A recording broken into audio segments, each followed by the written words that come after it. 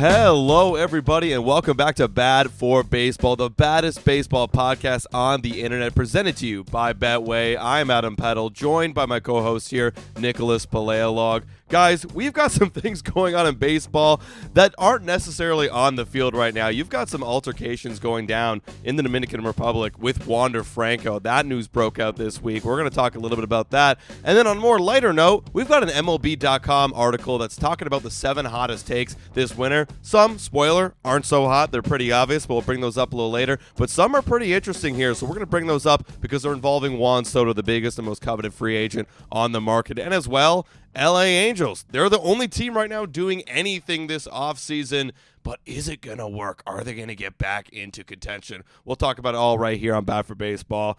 Before we do, though, Nick, how you doing this morning? Yeah, pretty good, man. I'm excited to hear more about the Juan Soto sweepstakes because, you know, we heard previously that this was the week all the teams were meeting with him initially, right? Mm-hmm. This was when, you know, you had the Red Sox and the Jays and the Dodgers and Mets, and all those teams are supposed to be meeting with him right now. So they've been pretty good about keeping those interactions under wrap, but I do anticipate, like, once everybody has gone to the table, Steve Cohen's going to work his magic a little bit. A couple things are going to get leaked out to the media. Oh, these guys were saying this. This is what the offer was over here for him. And I'm honestly very excited to hear where all of that conversation is at because clearly that is like the whale this offseason. Mm-hmm. You know, everybody's watching Juan Soto, and you got to imagine once that guy signs, you're going to get a very clearer outlook, about exactly what this offseason is going to entail for not only just the team that gets Juan Soto, but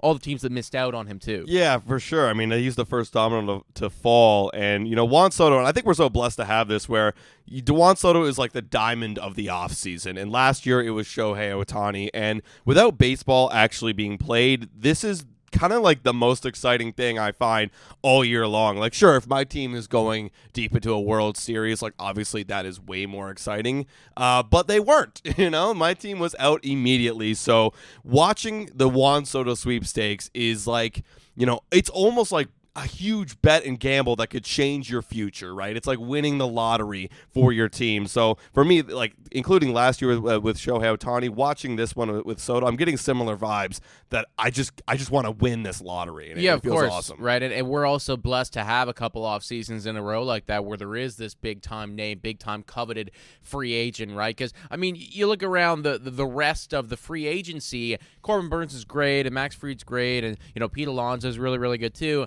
But it'd be a different vibe entering into this winter if there wasn't that Juan Soto, if he was already locked up to some type of extension or something like that, and it was like, okay, the biggest free agent is Corbin Burns. And again, like, that would be an amazing asset to get on your team, but it's not the same as watching somebody like Juan Soto and seeing where it is that he's going to go. So honestly, I'm very excited to see what progresses there.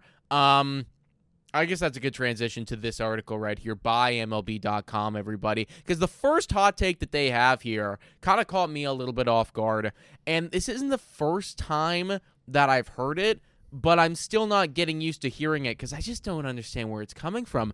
But one of the sizzling hot takes here from, let me see who wrote this here, Anthony Castrovins, shout out to him. He's saying that the Yankees might be better off without Juan Soto. Now, I say that that's not the first time that I heard this because a couple months back, the San Diego Padres were talking about Juan Soto, and they did have a relatively good playoff run. They didn't quite finish things off, but they came one game away between, beating the LA Dodgers and moving on to the NLCS. So, I mean, you know, a relatively successful season for them. But they were talking about how they already felt like they were better off without Juan Soto. And now this guy's saying that the Yankees might be better off without Juan Soto. And the LA Dodgers fans are coming out saying, we don't even want Juan Soto. What is it that these people are seeing that I am not picking up on here? Well, they're seeing the dollar signs. You know, the amount of money that they'd have to commit to one person is what they're seeing, right? Like, he's projected to get over $600 million this offseason, which is just an absurd amount of money when you think about it. Yes, he's one of the greatest players to ever come in our last generation,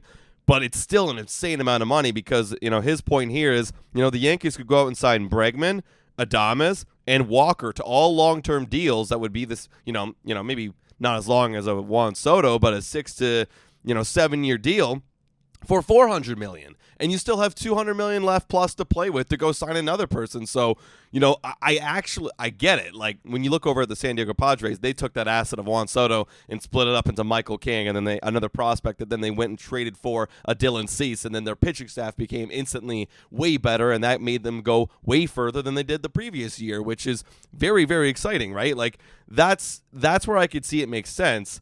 And the Yankees, however, the year before having Juan Soto, they weren't that good. They were kind of a middling ball team with low 80 wins, and then they add Juan Soto and they're a lot better. So it's hard to really compare the Yankees roster to the Padres roster and whatnot. But they were undeniably better with Juan Soto, right? But you do have a lot of guys coming off the books, and if you really want to push yourself over the edge, maybe it might be better to split that up into 3 different guys that are very quality all-stars in their own right. Well, okay, here's the thing, though. This is, I think that I get what this person's saying, and I understand where you're coming from here, but I think there's a bit of a fallacy there in terms of, the monetary aspect of things. Sure, we can look at the 400 and the 600 and go, okay, well, 600's bigger than 400, but in a year-to-year basis, based off of an average annual value standpoint, if you pair up Alex Bregman, let's say $30 million. Let's say Willy Adames is, $25 million. And then let's also say Christian Walker, just for sake of argument. I think you might even get more than this, but let's say $20 million.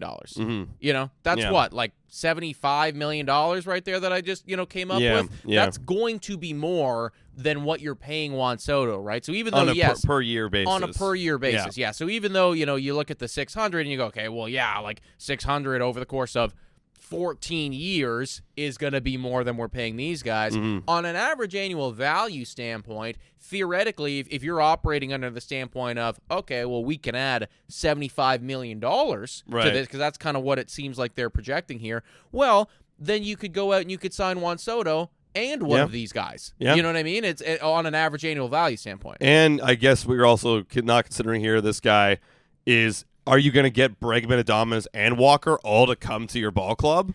That's a lot to ask. That's right? You're the New York Yankees, but it's tough for anybody just to sign 3 big names just like that to come to your ball club. So, theoretically, I feel like, over the course of 14 years, you are going to save money, if you committed to those guys versus those other guys. In just looking at this one free agency pool. That's the thing, because it's also, I'm sure there'll be other people and other, whatever. Right. But, would it make the team better if you had, forget the monetary aspect, Bregman, Adames, Walker versus just Juan Soto? That is a good question. I think that in the short term, assuming, and again, you're taking some risk because you're getting 3 players who are getting up there in age, definitely older than a Juan Soto is. Granted, his situation is very strange, becoming a free agent at age 26. But, these guys are all pushing 30. I think Christian Walker is a little bit even he's like 33 or something. So that's a thing, right? And you got to factor in, well, there could be some regression that comes sooner rather than later. There could also be some injury concerns whenever you just have 3 players. You're all rolling the dice a little bit more. But assuming that all of them are healthy and assuming all of them are playing at the caliber to which they are signing deals to play at, in the short term, probably you would be better, right? I think that, if it's just a pound for pound, war for war basis, you take all the war, you take all the production from a Bregman and Adames, a Christian Walker, and you compare that to, what Juan Soto can do. Yeah, I think in, maybe next year, maybe even the year after that, you'd be better. But then I think that you'd start to see a bit of a fall off where it's okay, well, maybe one of these guys starts to regress, or maybe one of them gets injured, or, what have you. And Juan Soto is going to be 28 at that time and still doing it. So I think in the short term, if your main goal is we got to win a World Series, we got to do it now with the Aaron Judge window. Exactly. Because that's still a thing too, right? You got Aaron Judge and you got Garrett Cole. And how good are they going to be for how much longer? They are getting up there in age too. So if your main goal is just to still win a World Series with those 2 guys, then maybe this is the best way to go about it. But if you're trying to extend your, long-term window for another decade, then I still think Juan Soto is the right play here. Yeah, no, I'm with you, right? Because that's the thing is you do got to capitalize on Aaron Judge, and we saw all year after Aaron Judge. In the playoffs it was different. You had playoff Stanton like come to life, and that was awesome to see. But then after that, like really not much. Jazz had his couple moments, but then that was it, right? But if you add those other guys, I mean, the lineup would just be gross, right? You know, I'm just spitballing here. But Adames, Bregman, Judge, Stanton, then you've got Walker, Jazz. That's your 1 through 6. Yeah, that exactly. looks that honestly does look a lot better than the lineup this year. For sure. I mean, but what I was saying is like, yeah, agreeing with you. Where like, I think this is their window, and they do got to go in now, especially after tasting the World Series. So I mean, but I think they're obviously still going to try to get Juan Soto back just because of how much he means to New York and how much it meant for them to getting back to the World Series with him. Yeah, of course. And I mean, like, even if they sign Juan Soto, there's still work that needs to be done because think about they're losing Gleyber Torres, right? They're losing some other players along the line. Could you sign a Juan Soto, and could you also sign a Willy Adames to, slot in for Gleyber Torres? Like, that's the type of shit that's going to make you go over the top and, like, get better. And that I think, if you ask defensively, too. Exactly, right? And you ask any Yankees fan, and they go, oh, okay, well, if that's on the table, like, that would be the number one option, right? So I do understand, like, why people are saying, you know what, we gotta look elsewhere right now because we're gonna start squandering away the Aaron Judge window. But I don't think that you do that by signing Juan Soto. Like, you're gonna make your team better, or at the very least, like, stay at the level that you were at, which was still a World Series team. Like, let's not forget, they went to the World Series. That is a successful year. I know you got, knocked around out there and whatnot, but you could argue that some of that was the coaching from what we heard after the fact, about how they, don't play the ball defensively well in the field, everything like that, and the Dodgers were looking down on them. So, there's a lot of different factors there, but still a very good team. I would argue that getting Juan Soto back still needs to be one of the number one priorities. Yeah, that's funny because you spend $600 million for Juan Soto, and then you're actually still worse than where you were because you're still losing a lot more value or assets, in other positions. So that's going to be a very expensive offseason for whoever does get Juan Soto. You're going to have to pull off a LA Dodger, and once you spend $700 million on him, you got to spend another $400 million and get other guys too. Well, you know what, the LA Dodgers, to their credit, like, they did do it the right way where, if you're going to actually buy a World Series, it's fucking expensive. It's very expensive. Like, you were that's the thing, the Yankees, with the team that you had last year, you were good enough to make it to the dance. You were not good enough to go above and beyond and win the whole thing. So now you sadly you do need to spend $600 to retain Juan Soto. You got to spend a couple more $1 million to get the fill in for Gleyber Torres. I know a couple guys are leaving the bullpen, so you got to fill that up. And then on top of that, you probably do need to sign Alex Bregman or Willy Adames or Christian Walker or Pete Alonso. Get Jazz out of the infield, please, for the love of God. Can't be doing that anymore. Get him out of third base, man. That was just terrible. But yeah, so I'm with you. We'll see what happens this offseason. Juan Soto, he's going to have his pick of the litter, and this is probably going to carry on for a while. I realize it's November 14th, and I've been kind of keeping in mind the whole December 9th, which is when Juan Soto, Shohei Ohtani signed last year.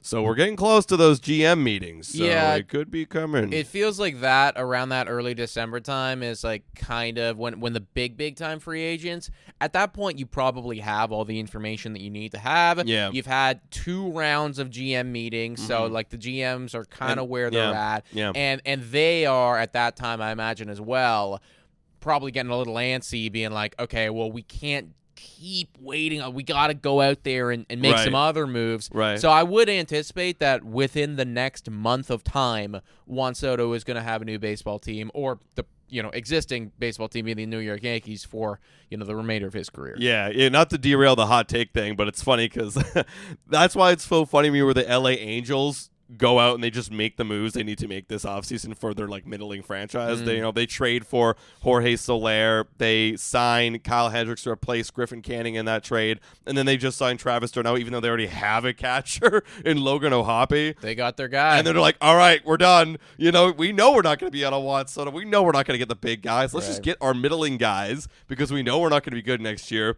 and just move on, which is just sad. Like, I understand. Like, you're not in a place right now. Your prospects are like 2-3 years away from even being close to the MLB or even making an impact. And so I get it. You're nowhere near that level. You're just trying to fill seats and make it kind of interesting, bringing in Soler and Travis d'Arnaud. Did they come out and say like we're done? Like they didn't say well, that, did they? They didn't, but effectively, like, looking at the moves they made, if they actually went out and got bigger names, I'd be thoroughly shocked. No one's kind of counting them in on anything right now, but for me, like, they might make a couple more moves, but it's going to be like at that tier level of what they've already done, you know? Yeah, I get that. I guess it's just like it's one of those things too where speaking about the financials, I mean, like, I hate to keep going back to this, but they are already spending a shitload of money on a bunch of guys that aren't even on the baseball field right now, you know? It's like they kind of made their big moves a couple years ago, and they all busted, and now you got to pay the piper, and, you know, if you're not winning games, then it's even that much worse. So, yeah, the LA Angels and just like that organization as a whole, there's so many things that's wrong with it. They've obviously gotten very unlucky with some of the regression and some of the injuries and stuff like that. However, they have not done themselves any favors at all. I always go back to the fact that they literally let Shohei Ohtani leave.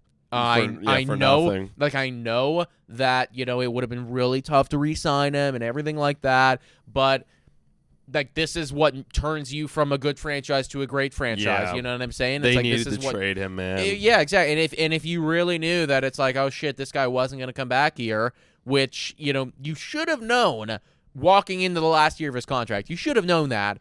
Then a trade needed to take place, and you just refused to do it because you wanted that remaining like 2 months of revenue that people are going to have from buying his jersey and everything like that. Stupid. Now you got to deal with it. And yeah, you know, your big offseason acquisition so far is Travis d'Arnaud and Kyle Hendricks. We'll see if it remains that way. I hope you do something else, but I mean, I also don't think that they're going to be in one of the big guys. No, they're going to be forgotten about. They're falling into the tier of, you know, for a long time they were kind of in that middle. They were in the mid tier, you know, like maybe they could do it, maybe they can't. But then after Ohtani left, we're really seeing who the hell they really are, and especially with no Mike Trout on the field, like they're really falling into the tier of Colorado Rockies, A's. Oh yeah, you know, like they're down there in the bottom feeders, and it's going to take a long time for them to get out. So well, I guess. You know, I remember like it was the off season that they signed Anthony Rendon. And that felt like, oh, is this the moment where they, you know, exit that mid-tier and become good? Because you had Mike Trout and you had Shohei Ohtani still, and Anthony Rendon's coming off this massive year, and you bring him in. And there was a couple other guys that were, like, young that was really good. I had him in the first baseman. I forgot all about. Now he's bad. Yeah. His name. But he was good back then. He was good back then, and I think he actually still went on to have a pretty good year. I had him on my fantasy team. I can't remember his name at this point. Jared Walsh. Yeah. Good baseball player.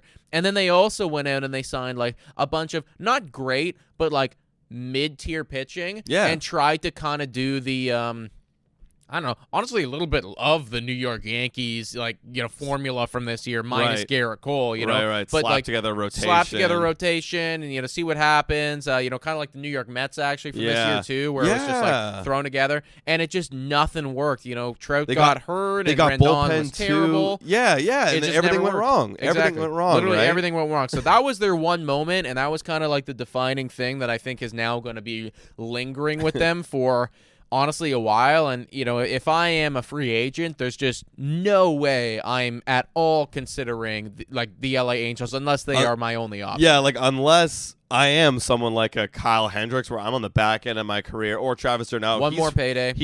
Travis d'Arnaud's from the Los Angeles area. It's like, I know I'm kind of ending my career.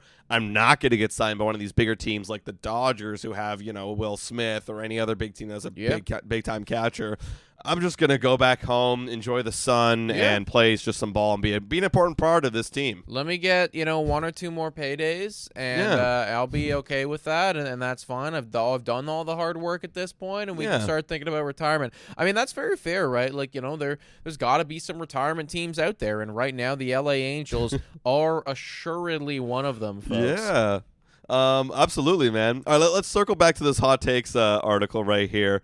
Number 2 on this list, which is pretty interesting here because there's a lot of drama around this guy and the team he's with, Jordan Montgomery and the Diamondbacks. The hot take is the Diamondbacks should keep Jordan Montgomery. And I love this first little sentence here. So this is awkward, writes this guy. Because if you guys don't remember, Jordan Montgomery basically had a terrible year. He signed for a lot of money.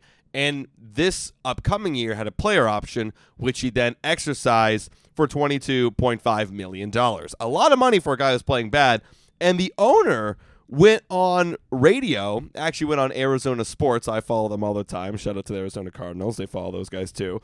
But he went on the radio and basically just said, this was a terrible mistake. I'm paraphrasing here. Mm-hmm. Terrible mistake. We should have never done it. That's my fault, guys. Rushed into it. Yeah, we rushed into it. This was my bad for the whole Jordan Montgomery signing, which is just throwing your guy under the bus. And, granted, he's not wrong. It was a mistake because now you're having to pay $22.5 million for a player option this year for a guy who sucked last year. Yeah.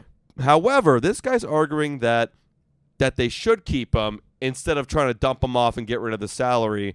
Why? Why should they keep him? I don't think that they should. I really don't think that they should at all. I think that this guy's talking about taking responsibility for it, or hoping that he bounces back. Yeah, really, that's what it is. just literally hoping that he bounces back. And sure, you can go in that direction, but I'm gonna go in another way right here. I think that you need to do everything that you can to get rid of him, and if nobody's willing to trade for him, because why would they be? You cut him. And you just eat the money. Because listen, no, I'm serious. If you're going to go on the radio and you're going to say, guys, I frigged up.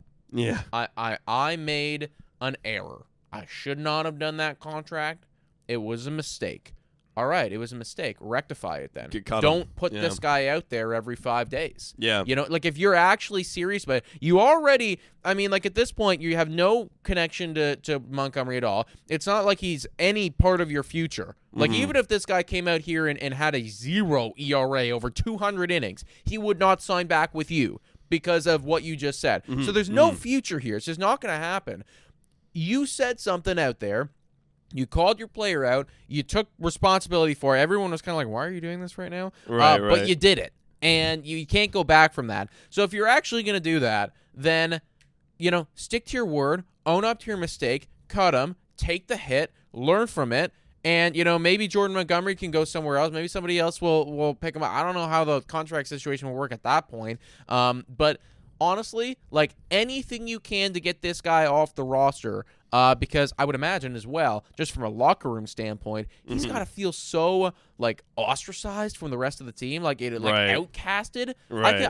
I have images of the locker room in my head right now where it's all these Arizona Diamondbacks, players, like Ketel Marte and all these other guys are having fun after a big win, and Jordan Montgomery's in the fucking corner, feeling like he doesn't want to be here. And nobody wants him here, which is literally the truth. That's actually the truth. So, you know what? Do the guy justice and get rid of him, because I don't think he wants to be there either. Well, I'll defend Jordan Montgomery a little bit here, because we don't necessarily know that he doesn't have a good relationship with his teammates. We don't know that. All we know is the owner came out and said, I made a mistake about his contract, which you did, right? And he said it. However, this is how I would go about it. Yeah, I think cutting him should be the last option of trying to fix the solution. As an owner, you fucked up, right? You got to go into this offseason, have conversations with Jordan Montgomery and say, hey, look, you need to have open conversations. Where do you want it? Because you cut him, he's still getting paid. You're still paying this guy's contract regardless. So I think Jordan's fine with that. Or, you talk about him, do you want to get DFA? Do you want to get traded? What do you want here? I clearly have made it clearly. I've drawn the line in the sand. I don't want you on this team. So what are your next options? Or whatever, right? What do you want from the situation? And you talk to him. If he's wanting to get traded, boom, trade him. If he wants to get cut him. If he's like, you know what, I want to prove something here, and I'm going to prove that I want to play on this team, and I'm going to do better, and I'm gonna come out, and I'm gonna make it your money worth it. Oh crap! Okay, if you end up saying that, okay, we'll give you a few months. We're gonna give you a little bit of time because you're already paying for the guy. Might as well give him a try. And because he's your highest paid role player, can you believe that? Literally the highest paid player on this team. And if he starts sucking in the first little bit, then you take actions in your own hands and you cut him, because then he's costing you a negative 1.4 WAR, right? So if he starts to lose you ball games, well then don't wait around any longer and cut this guy. But see if you leave the door open a little bit to see if it will work out. all depending on the conversations and what you're having with him this offseason, right? I mean, I guess, I don't know. From my standpoint, it's like you want your words to mean something and to have weight. Like, cut the guy or trade him. And they've already come out and they've said that they are looking to trade him. Like, this is a hot take, by the way, guys. So it's like I still think he's gonna go somewhere. They are looking to trade the guy right now. That came out a couple days ago. Mm-hmm. Do it. Yeah, that's the thing is, like, you trade him for what? Like, it's going to be worth nothing.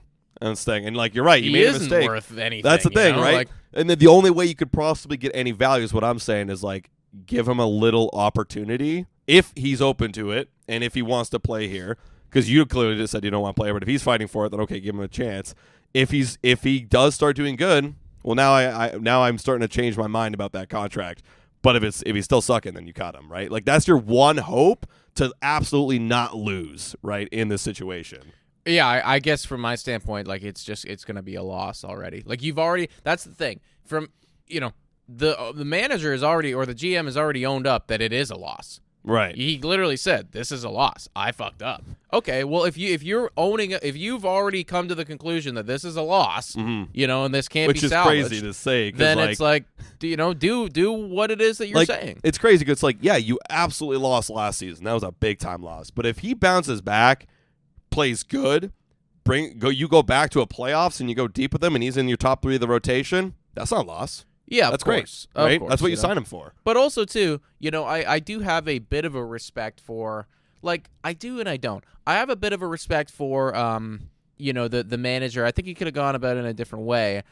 But, we hear all the time as Toronto Blue Jays fans how fucking incredible George Springer is as a player.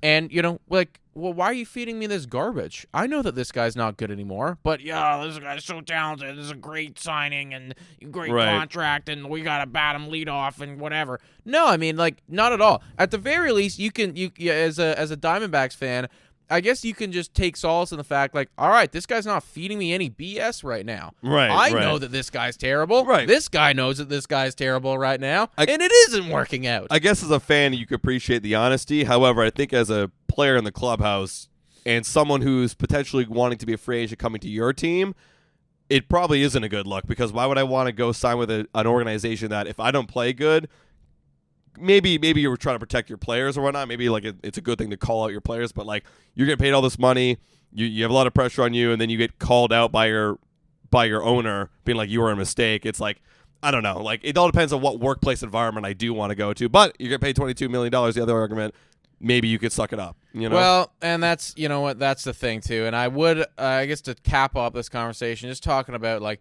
I don't know. I'm not sure. Maybe there's MLB players that don't feel like this, but I would imagine that most guys, like if they put up a 6.23 ERA and a negative WAR, like,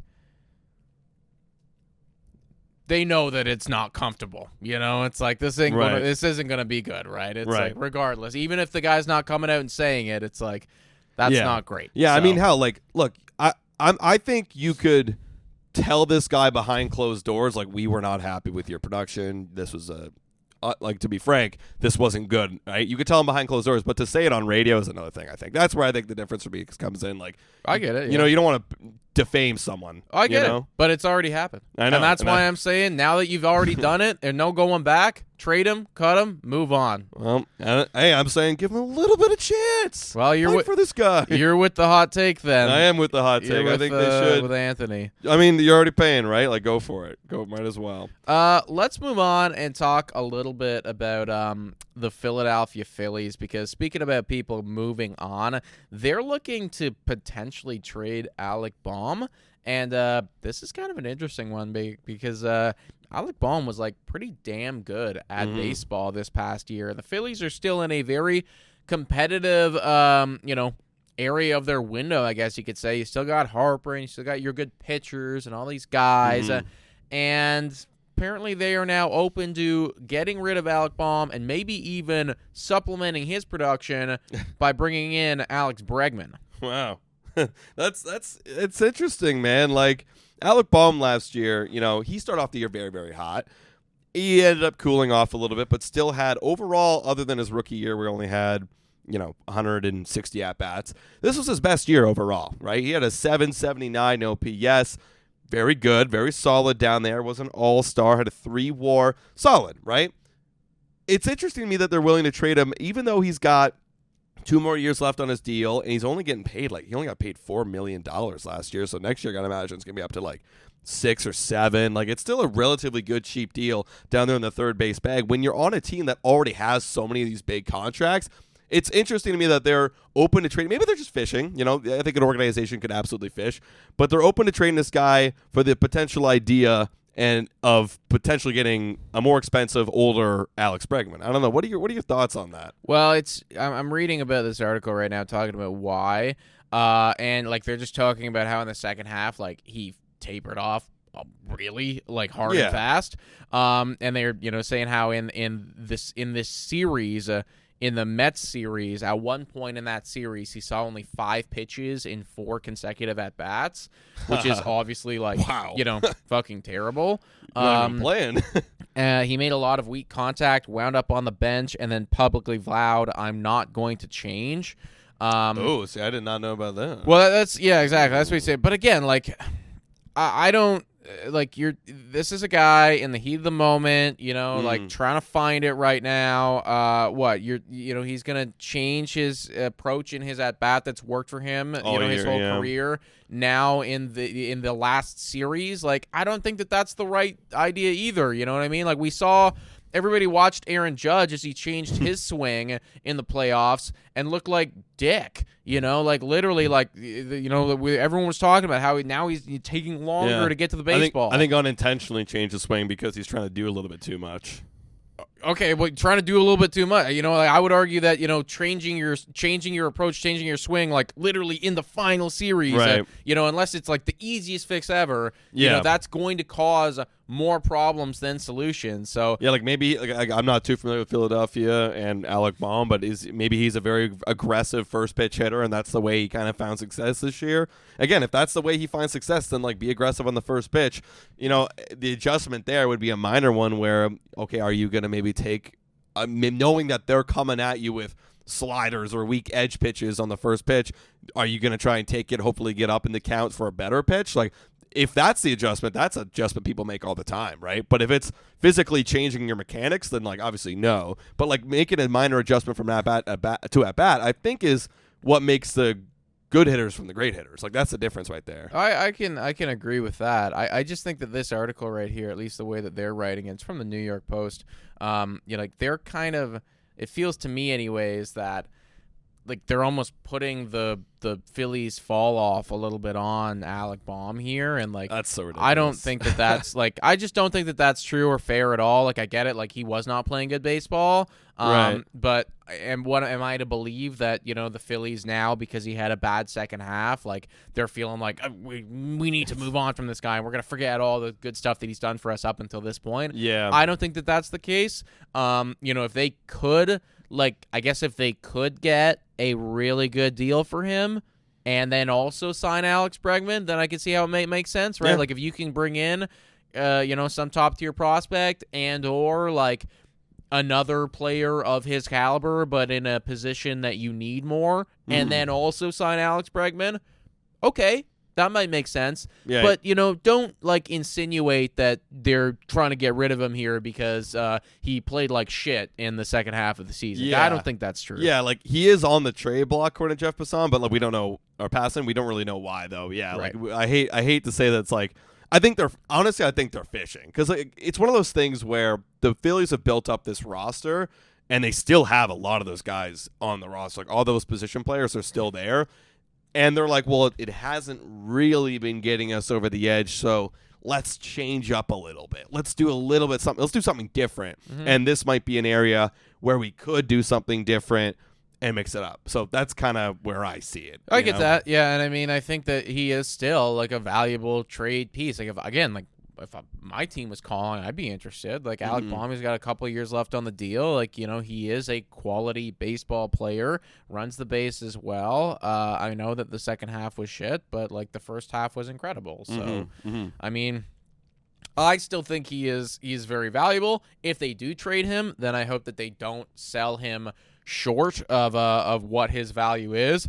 And I think that if you do trade him, then you are 100% in need of a Willie Adames or a Alex Bregman, or even if it's not going to be a middle infielder like that, well, you got to supplement that bat somehow. I've even heard that the Phillies are in the conversation for Juan Soto. I don't know how serious they are about all of that. Yeah. But people have been talking about getting the gang back together with Harper and Soto and Turner. That'd be wild. It would be freaking wild, But who knows? Maybe there's an argument there. I don't know what Soto's relationship is with those guys. You want to talk about a winning ball team? Like Philly is obviously a winning ball club, so you could sell them there. Maybe they're in, maybe they're not. But if you're not in on him, then you got to be in on somebody. Even if you don't trade away Alec Baum,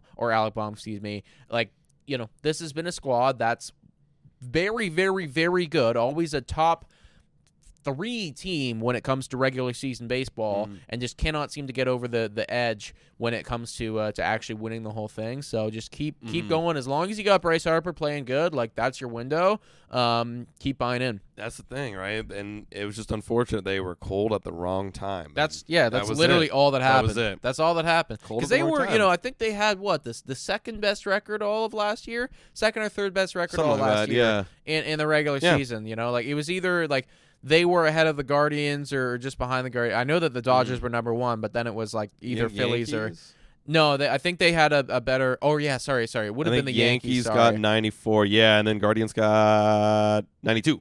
92. Okay, what did they get? Definitely Yeah, the right Phillies here. got more than that. Yeah, they got 95. Yeah. Okay, Thank you. Yeah, there you go. So second best record in all baseball. I mean, we know that you're a good team. You're probably going to win roughly 95 games again this year.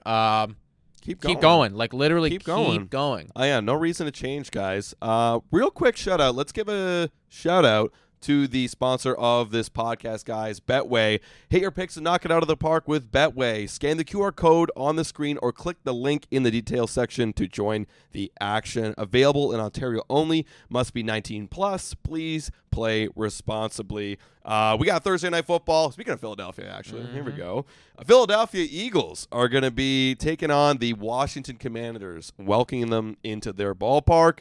Heavy favorites are the Philadelphia Eagles in this one. Commanders are slipping up just a little bit. They lost to the Steelers last week. Eagles have been on an incredible run, and they're 7-2. And this is a big battle for the NFC. Yeah, 100%. And like the East as well, like for their division, this is really, really big. Because if Commanders could take this one, then they have an actual shot at winning their whole division, which nobody would have expected coming into this season. Where are you at for this? It's like very enticing to go Commanders 2.75 multiplier. Like that's a really nice multiplier for a team that has 7 wins. Yeah, right? Like it's not like the Commanders are walkover either. No. Like they're a good football team. No, and they were that close to beating the Steelers, which is also a very good football team. You can argue better than the Eagles. Honestly, they were legitimately like one very close to call first down call away from being in field goal range to then, you know what I mean? It was that was the difference. And they, there was a lot of drop passes that, like, if they would have caught a couple, that could have swung the momentum a different way. Yeah. Right? So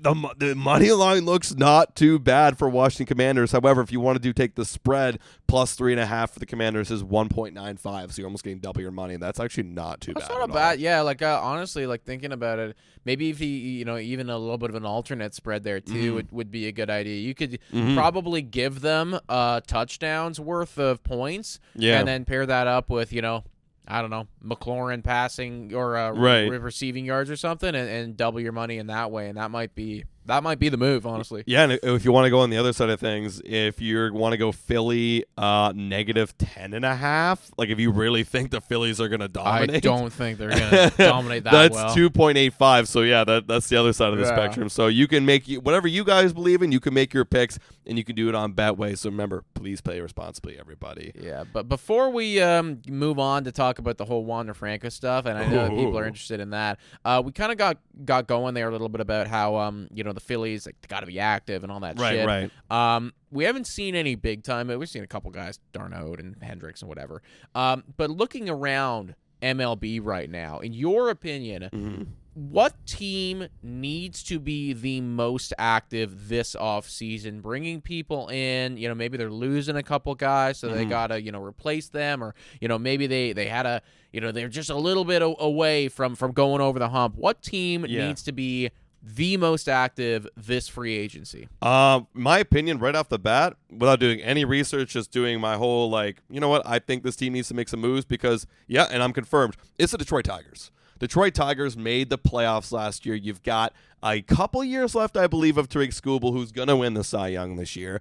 And they have the 5th lowest payroll in all of baseball. Now, Tigers haven't probably been making a whole lot of money in the last little bit, but if you can cough up something, make some splashes, add to that offense, add to that pitching staff, man, you're right there. And sure, they caught some lightning in a bottle and had a little magic run at the end, but why don't you solidify that magic and actually make it worth something with a little bit of momentum that you have? For me, it's clear. The young guys are coming up. Add to them now. Yeah. You have to. No, I completely agree with you, man. That was actually going to be the team that I brought up as well, because you got your fan base interested again. Yeah. And when you watched those ball games, in the last 2 months of baseball, when they started going on that magical run, that stadium was fucking packed. Mm-hmm. And I don't think I've ever, in my time of being a baseball fan, ever seen the Detroit Tigers stadium packed like it was there. It was electric. They bought back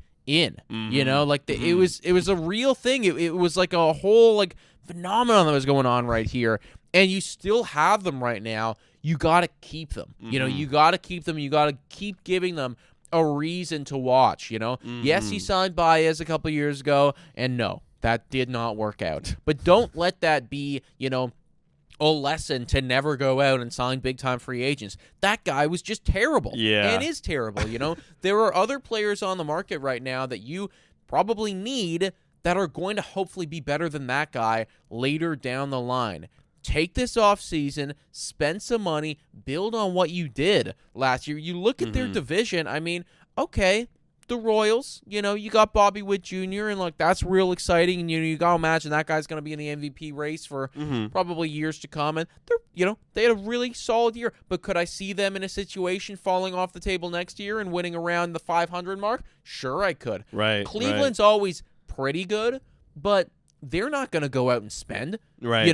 You can take this division. When you look at the fucking White Sox are free. Yeah, literally. You're playing in a division with 4 teams. That's 13 free wins right there. It's literally, you know what I mean? It's how many other teams can say that we only have 4 teams in our division? You are the only one. Even the Oakland Athletics won 69 games last year. You got 4 teams to compete with. I look at the other squads in here, and it's they're good. There's some that are good, but they're not overwhelmingly incredible that you cannot bridge the gap here. Take this offseason, get better, win 90 games next year, Detroit. Yeah, and looking at the payroll too, because I was wondering can they even afford to get all these guys? Back in 2014 when they had Miguel Cabrera, Justin Verlander, Ian Kinsler, he was a solid guy, Max Scherzer, Torrey Hunter, Victor Martinez, all these names. They were paying a total of $172 million, and that's back in 2014. So make the adjustment in terms of inflation. We're looking at roughly $200 million. You had the capability to do it. Now's the time. Next year, they're only projected to pay $77 million.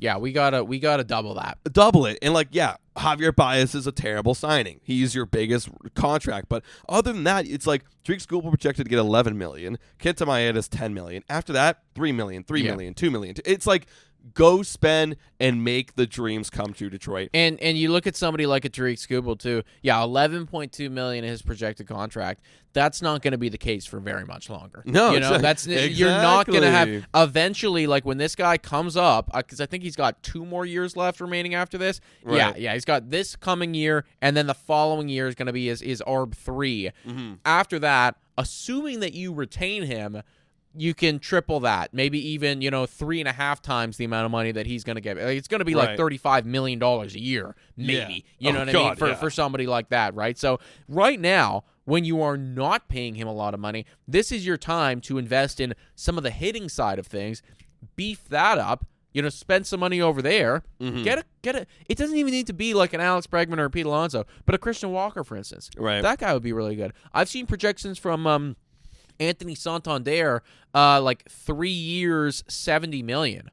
Oh, okay. That's an easy ad. Okay. That's an easy ad. You know what I mean? Like what? Like why? If that's actually the going rate for somebody like an Anthony Santander, a 3-year deal, that's great because that tides you over till Tariq Skubal's got to get paid, gives you a really solid bat to have in the middle of your lineup. There's a lot of good options here for Detroit, and if I was a Detroit Tigers fan, this would be the moment. This would be the offseason for me to go, okay, am I fully buying back in on this team? Now's a decision, right? It's up to the management to do it, right? And speaking of Santander, one other quick shout out before we move on to Franco. The Orioles, like, guys, I'm seeing deja vu over here, except even maybe a little less of how aggressive you're being in terms of, like, I'm comparing you to the Toronto Blue Jays. Toronto Blue Jays 0-6 in their time going into the playoffs, and they were looked at as the baby Jays, super young, super exciting. They're going to take over this AL East, and then they flopped. The difference here is the Jays actually went out and tried to win by spending a lot of money. Orioles, you have to go out and you have to spend this offseason. Corbin Burnes could be gone. Yeah. Like, legit. Like, if Burnes is gone, your rotation is in trouble. You need to go out and you need to spend this offseason. You got to go get one of those other pitchers like a Max Fried or a Blake Snell or something like that, or hell, get back Corbin Burnes. Because I'm looking at your projected payroll right now, and it's only $95 million. Your highest paid player is Zach Eflin at $18 per year. No, it's not good then enough. it's Cedric Mullins at $8. Like, guys, you got to go spend this winter. If you don't, like, you could be falling out of the picture very quickly. I'm a little surprised, actually, from what we've seen so far, just from the media side of things. You're seeing a lot of the similar names. Like, I've seen a lot of Mets and Yankees, and the Phillies have popped up a couple times. Blue Jays have popped up. Red Sox are getting talked about. I have not seen anyone talking about how the Baltimore Orioles are going to go out and get this guy, or in, all of everybody's, like, free agent predictions. Like, yeah, like, this is going to be the Baltimore Orioles guy. Why is that? Is that because the media is just sleeping on them as a whole? Right. Or is it because all of these guys that are connected right now, when they're going to the GM meetings or when they're, talking with their, kind of, team insider buddies, that nobody's hearing anything from Baltimore? Because if that's the case, that's fucking scary if you're an Orioles fan. You are losing, I'd have to look at it, but probably 2 of your top 5 WAR players from last year to free agency, right? That's Santander and Corbin Burnes. Those are 2 guys that one of them hit 44 home runs and one of them was your best pitcher by a mile. What are we gonna do about it? Like, we gotta do a lot just to be the same and win 91 games again. Let alone improve off of that. And then hopefully, make it deep in the playoffs. Like, you gotta have an ace. Yeah. Zach Eflin is not gonna unless you're the Tampa Bay Rays, he is not gonna cut it. No. You know what I mean? Like, this is not gonna happen for you. So yeah, like I am getting a little concerned right now at the lack of hype I'm hearing from Baltimore and like the little rumors I'm hearing from them. The fact that we are not hearing anything about Baltimore, like, that's scary. Yeah, if you don't replace the WAR, you lose this offseason. Sure, you're hoping for, guys to improve, but Toronto Blue Jays, we've heard that story before. Like, you can't depend on improvements internally, even though they do have still a very young group of guys. You got to go on your end, front office, and get the job done. So you can depend on internal improvements if you retain, the guys that you have. Exactly. Like, if you still had Corbin Burnes and you still had Santander, or, let's say you let Corbin Burnes walk, but you know what? You get Max Fried, and then instead of Santander, you get, like, a Tyler O'Neill or something. Well, even then, I can go, okay. Like, I still think that you're going to be very good. Yeah, and then if you're going to be very good. And then if you add maybe one more pitcher like a Kikuchi or something, it's like, okay, like, we did a good job. We're here, and like did we go above and beyond like the LA Dodgers? No, but you know what? We stayed at roughly the same level, and now like we can hope for some internal improvements and hope that, because again, they were really good in the first half and then fell off in the second half, right? Yeah. Well, can we be better there? Like, at least that for me is like, all right, you're still right there. You know, like if you had a couple more things go your way, maybe you're making a deep run. But to just let those guys walk, that's fucking suicide. Yeah, it is. It kind of reminds me of, remember when Jays let Ray go, Robbie Ray, and then brought in Kevin Gausman. It's like, oh, it's the exact same pitcher, but different. We found a way to supplement this, and it worked. Exactly, and it right? worked, you right? know, maybe even turned out better than the alternative. Exactly. So, yeah, there's definitely ways to go about doing this, like not just bringing back the same guys that you had. Like, you can do other things, but you got to do something. You do. Last thing here, we brought it up a couple times, is Wander Franco. Before we talk about it, though, let's give a quick shout-out to Greta Bar, everybody. Downtown Toronto, King Street West. It's a dope place to go, guys. This winter, over 50 arcade games, lots of great food. If you're a person that is looking for something to do with friends, with a date night, or whatever, you want to go check out Greta. They've got prizes there. Their dance floor turns into a club at night. It's super, super cool. So go check it out. Greta Bar, everybody. Wander Franco's back in the news. It's funny. We were talking about this like a couple podcasts ago, saying, what's going on with Wander Franco? Why haven't we heard about this guy? Well, he probably heard us and said, I'm going to do something stupid today and get back into the news. Wander Franco faces a weapons charge for having in possession illegal weapons after an altercation in the Dominican Republic. Basically what happened is he was arrested, and the police said that in a parking lot of an apartment complex, which guns were drawn, he had been held for questioning by police, but expected to granted release, blah, blah, blah, blah, blah. Apparently the gun that was a Glock, and it was a magazine with 15 rounds of ammunition, but no registration papers were found on Franco. So he's being charged with that, and that could be 3 to 5 years of additional jail time with a fine. That's already on top of the sexual exploitation charge of a minor in human trafficking, which could result up to 20 years. So Franco wanted to top, that number and go even bigger, apparently. Yeah, this guy's cooked, when you talk about somebody that's cooked, it would be this guy right here. Let's not forget, did you bring up the human trafficking charges? Yes. Is it? Okay, yes. Yeah, well, just make sure, because there's the sexual exploitation of a minor.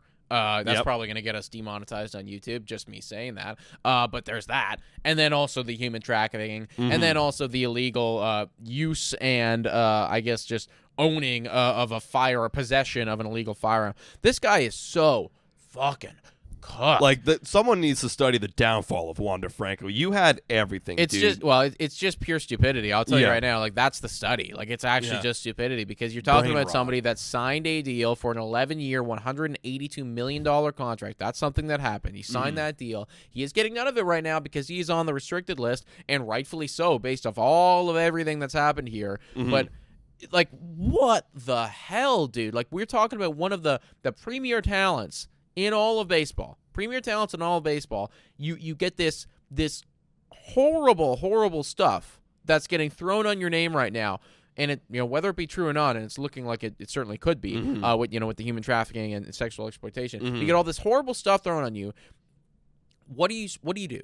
Well, now you gotta repaint your image. You gotta do everything you can to make sure to prove those things false, and then repaint your image. And instead, now you get caught with a illegal, blicky. Yeah, like what are we doing? Like, seriously, what the hell are we doing? This is the most cooked. If there was ever any, and there wasn't, but if there was ever any questions about Wander Franco and his character, those are long gone at this point. He will never, ever pick up a baseball and swing a baseball in a professional fashion for money ever again, unless it's the circus. He'll be doing it in the jail yard. That'll be his one thing that's like really cool. That's it, I mean, he'll annihilate people in the jail yard and it'll look really, really sweet. But you could have been doing that for $182 million. The Tampa Bay Rays never give out that money. Like, literally, that's fucking like game changing for them.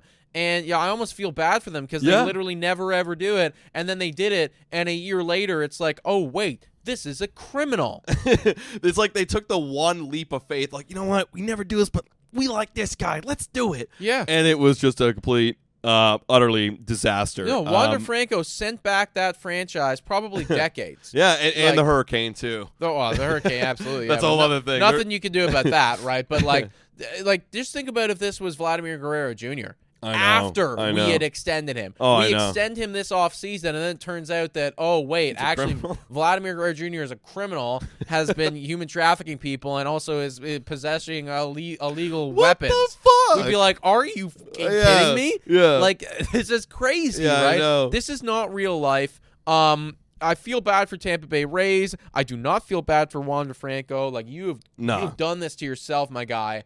And, this could be one of the last times that we ever bring up Wander Franco on a baseball podcast ever again. Well, I mean, maybe not so, because December 12th is when he takes stand for the trial of the whole human trafficking charges.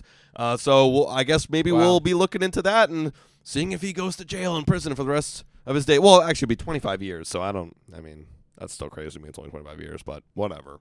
That's that. That's Wander Franco. Imagine if he comes out and proves that everything is it's all false, it's all fake. You know what I mean? Oh, it's my God. We're all like, oh my God. I see. It's like, again, like, I don't know anything. I know only the articles I read, but it's like, I've been like, yo, this guy, like, I feel like this guy, I'd hate this guy. Like, how do you get away with that? I don't know. Well, we'll find out. It'll be the whole next new Menendez brothers case, you know? Like, yeah, we'll see. We'll see what goes down right there, everybody. That is this episode of Bad for Baseball. Let us know your thoughts about everything that we talked about in the comments down below. Hit the like, smash the subscribe button, everybody. New podcasts Monday and Thursday. We appreciate every single one of you. Thank you so much for watching. We'll catch you in the next one. Cheers.